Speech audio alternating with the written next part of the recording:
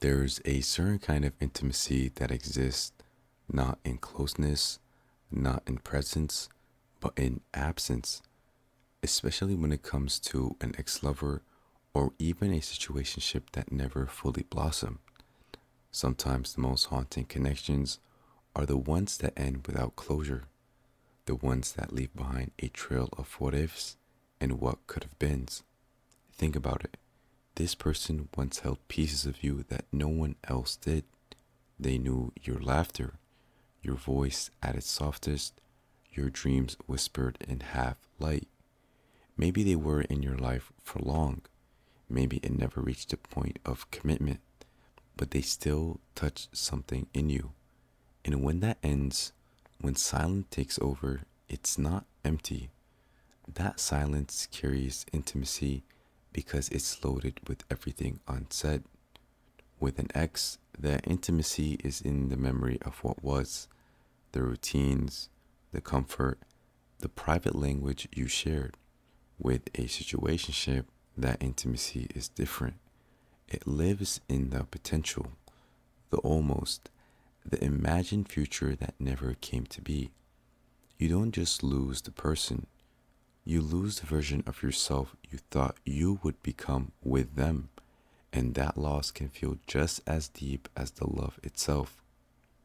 There's a strange finality to never speaking again.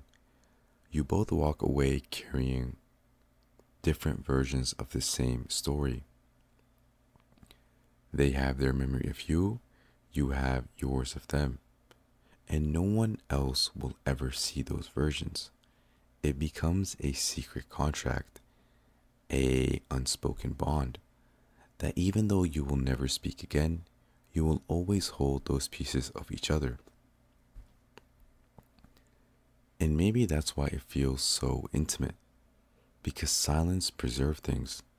The story doesn't continue, which means it can't be diluted by disappointment or dragged down by reality. It stays frozen in its rawest form, whether that was passion, heartbreak, or the ache of possibility. There's a closeness in that distance, an intimacy in knowing that someone out there remembers you, not as you are now, but as you were then. That someone once saw you in a way no one else will.